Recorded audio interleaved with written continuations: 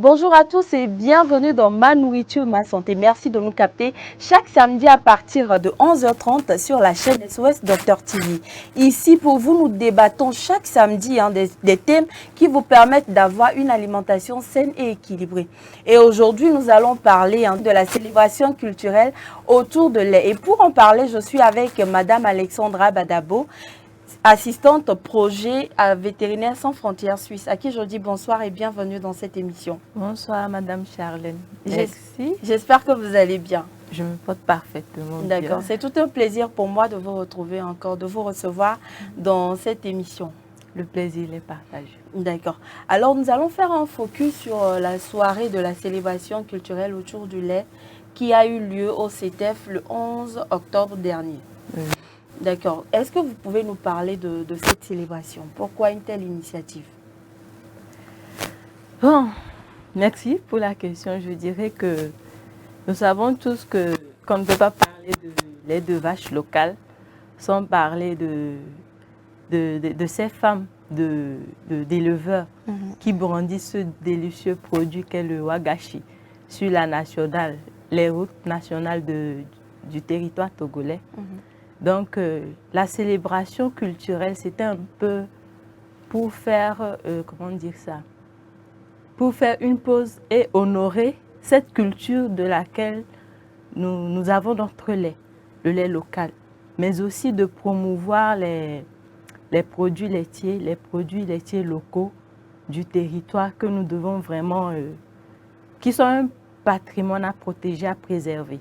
Donc, c'était les principaux objectifs de cette célébration. D'accord. Parlons de cette célébration. Nous allons passer un élément qui résume un peu tout ce qui s'est passé à cette soirée avec un reportage de Nachat Tchazodi et Apollinaire. Suivant.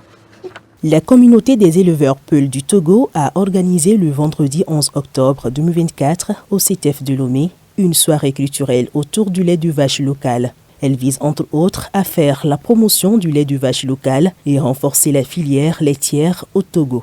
Aujourd'hui, quand tu prends le lait que nous mettons sur le marché, quand tu le consommes, automatiquement tu vois il y a une différence. Parce que quand tu le consommes, la valeur ajoutée que le corps demande, que tu es parti acheter le lait que tu as consommé, qui est produit localement, te donne cette valeur ajoutée. Or que le lait qui est produit, qui nous vient d'ailleurs, c'est de lait engraissé par des produits végétaux. Que le nutriment espéré en buvant le yaourt ne se retrouve pas dans ces produits lait importés là. Mais les produits que nous commercialisons, c'est des produits, on peut dire bio, qui ne sont victimes d'aucun mélange et qui sont naturels. Quand nous achetons les produits des autres régions du monde, on a reçu les éleveurs des autres, les acteurs de ce filière des autres pays ou des autres régions. Or que nous, on devrait enrichir nos paysans, nos éleveurs. Plusieurs activités ont marqué la soirée, à savoir performances musicales, danse traditionnelle, dans le but d'encourager la transformation, la commercialisation et la consommation du lait naturel local de vache et des produits dérivés sains.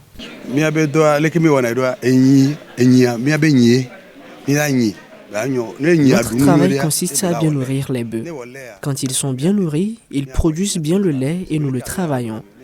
Comme l'a dit mon confrère, nous allons moderniser la filière lait comme le font les Blancs avec des touches particulières.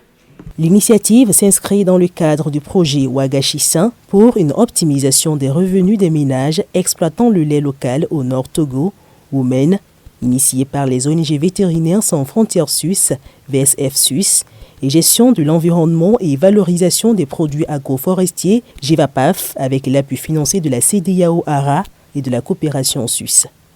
Nous l'avons accepté parce que nous sommes dans l'accompagnement des acteurs de la filière lait locale, notamment les femmes qui sont dans la transformation du lait de vache en wagashi. Donc c'était une occasion pour nous, une opportunité pour nous d'amener cette dame avec les produits pour qu'elle puisse l'exposer à un grand public. C'était plutôt une soirée riche en découvertes selon les participants. La soirée était très intense et surtout animée parce qu'on a eu l'occasion de rencontrer des personnes qui ne sont pas toujours sur les écrans.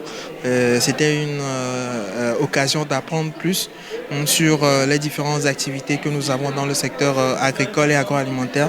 Donc il y avait tout cela et aussi des petits moments d'amusement, surtout que j'ai beaucoup aimé. Cet événement autour du lait de vache vient faciliter le brassage culturel, valoriser et ainsi promouvoir le lait de vache local. Alors, Madame Alessandra, ce qui m'a beaucoup plus marqué dans cet élément, c'est lorsque le président des éleveurs de vaches a parlé de la promotion du lait. Il a fait un peu la promotion du lait. Il a dit que nous aimons beaucoup plus consommer le lait importé par rapport au lait local. Qu'est-ce que vous avez à dire par rapport à ça? Je dirais qu'il a raison, parce qu'aujourd'hui, on le remarque, plus de 90% de la population consomme le lait importé. En termes dans les petits déjeuners, même au supermarché, dans les fromages laitiers. Donc, j'adhère à ce qu'il a dit. Et je sais pas, je pense que c'est une lutte que nous devons mener chacun, parce que ces produits laitiers importés sont souvent exempts de plusieurs éléments nutritifs, parce qu'ils ont subi tellement de manipulations qui ne sont plus aussi riches que le produit laitier pur, en fait, tel qu'il est sorti. Voilà. Donc, voilà un peu aussi l'objectif de cette célébration. C'est pour faire, comment on dit ça, rappeler à l'ordre le consommateur. Lui dit, il est temps de voir ce qui est à côté de toi. C'est juste là. Prends ça tel qu'il est, c'est le brut. Il est plus riche que n'importe quel autre produit. Et tu peux le tracer, en fait. Donc, ça rejoint aussi un peu l'objectif de cette célébration-là. D'accord. Maintenant, ma prochaine question, c'est quels sont les moyens mis en œuvre par Vétérinaires sans frontières suisses pour faire la promotion et valoriser le lait de vache local? Bon, les moyens mis en œuvre, je ne sais pas. Ce que je vais dire, c'est qu'on ne peut pas parler de promotion d'un produit sans parler de la qualité de ce produit. Donc, en termes de stratégie, c'est qu'en amont, nous travaillons avec ces producteurs. Donc, ils reçoivent un appui technique qui est en termes de formation sur les bonnes pratiques d'hygiène, que ce soit de la traite à la production, en termes de marketing, en termes d'appui financier, ils reçoivent ce genre d'appui. Maintenant, revenons à la promotion en elle-même. C'est au travers de la participation aux événements culturels, aux événements nationaux, comme les foires, les campagnes mondiales. C'est à travers ce genre d'activités que nous essayons un peu de toucher un peu plus le consommateur. Je ne sais pas si ma réponse... Oui, ça me satisfait. Ça répond un peu à... Exactement. Également, il y a, lors de la soirée qui a eu lieu le vendredi au CETEF, là, il y a eu dégustation. Et les productrices ont eu à faire découvrir certains mets, le lait de vache, caillé également, du fromage. Est-ce que vous avez eu des retours? C'est vrai que dans le reportage que nous avons suivi, il y a beaucoup de gens qui ont apprécié tout ce qu'ils ont consommé ce jour-là. Est-ce qu'après, vous-même, vous avez eu beaucoup de retours par rapport à tout ce qui a été fait? Bon, oui, les gens ont vraiment apprécié. On a même eu des contacts qui ont vraiment adhéré à l'optique de valoriser ce produit local que nous avons. Donc, il y a eu des retours plus que positifs, en fait, parce que les gens ont voulu maintenant avoir des contacts pour pouvoir commander ce lait, parce que ce n'est pas non plus évident d'en avoir chaque matin à son réveil. Donc, on a quand même des retours précise positifs. que moi aussi, j'étais de la partie et j'ai beaucoup aimé le fourra que ces dames-là nous ont présenté. Et puis, il y avait un sentiment de joie sur le visage de toutes ces productrices-là. En tout cas, je salue cette belle initiative à Madame Alessandra. Merci. Maintenant, quels sont les résultats attendus après cette soirée?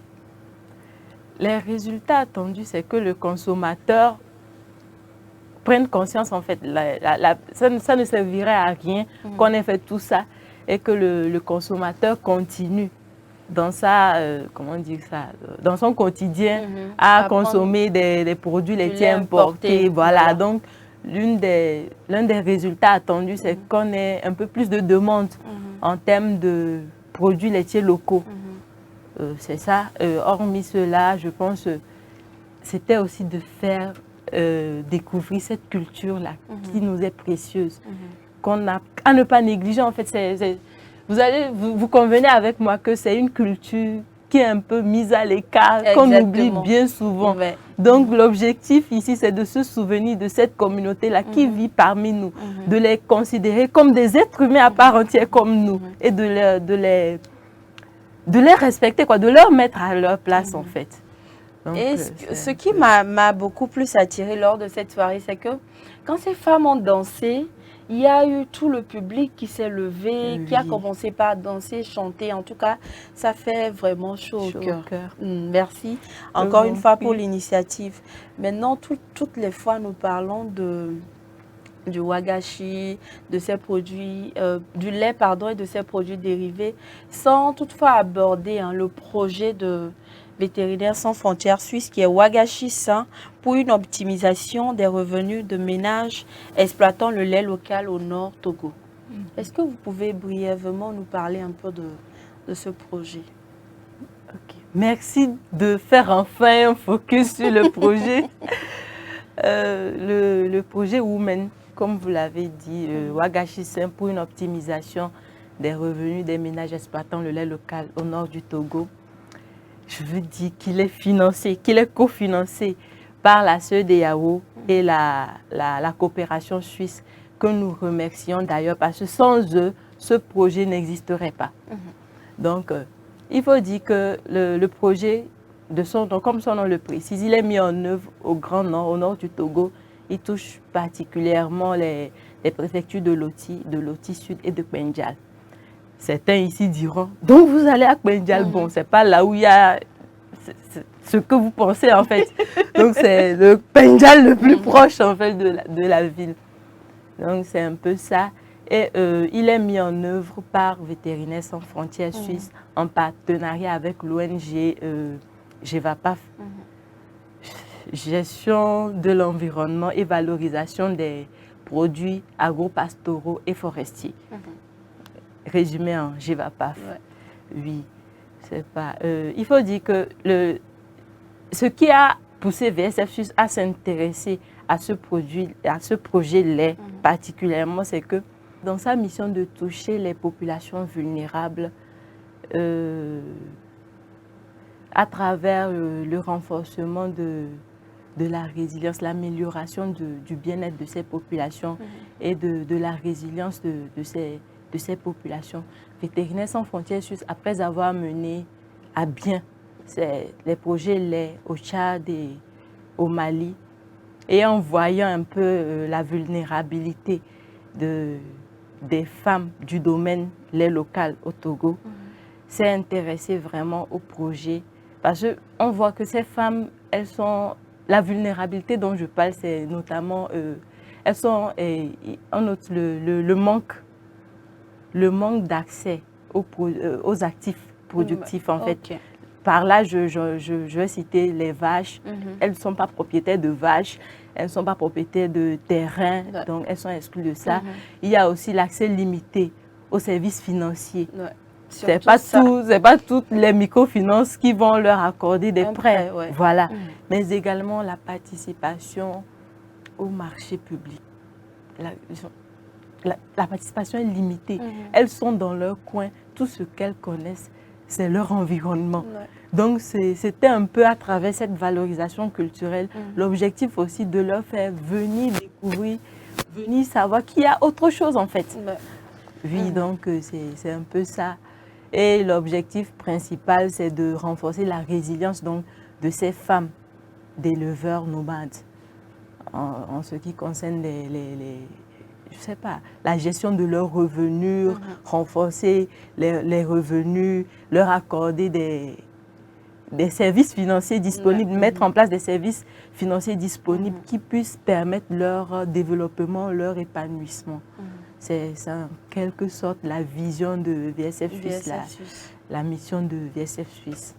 Et jusqu'aujourd'hui, est-ce que vous pensez que vous êtes en train d'atteindre l'objectif qui a été fixé dès le départ? Oui, je dirais oui, parce qu'au jour d'aujourd'hui, nous avons 17 coopératives de ces femmes-là qui sont structurées et reconnues par l'État. Nous avons, elles ont bien évidemment été formées en ce qui concerne l'hygiène, l'assainissement, comme je venais de le dire. Et elles ont accès, nous avons mis en place un fonds revolving pour leur permettre d'avoir accès au microcrédit afin de développer des activités génératrices de revenus pour leur permettre d'être épanouies dans leur foyer. Donc, en 2 ans de mise en œuvre, je dirais que nous sommes bien partis. Ça veut dire que ça n'a pas seulement été une soirée pour promouvoir et tout ça, mais après cette soirée, il y a tout un accompagnement qui est fait pour ces femmes-là. Est-ce que vous pensez qu'il y aura encore d'autres soirées qui seront prévues, parce que nous avons beaucoup aimé celle à laquelle nous avons participé la dernière fois, ou il y aura autre chose que la soirée? Nous espérons si les bailleurs, à travers ces actions, veulent nous renforcer encore, parce que tout est question de finances. Si les bailleurs, d'ailleurs, que je remercie encore, parce que sans eux, vous n'auriez pas dégusté et cette soirée n'aurait pas eu lieu. Donc, c'est le moment de vraiment reconnaître leur importance, le rôle qu'ils ont joué, même s'ils ne sont pas sur le terrain. Sans eux, tout ceci n'aurait pas eu lieu.